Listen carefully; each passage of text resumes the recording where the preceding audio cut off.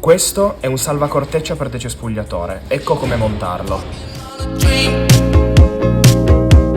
How can I explain?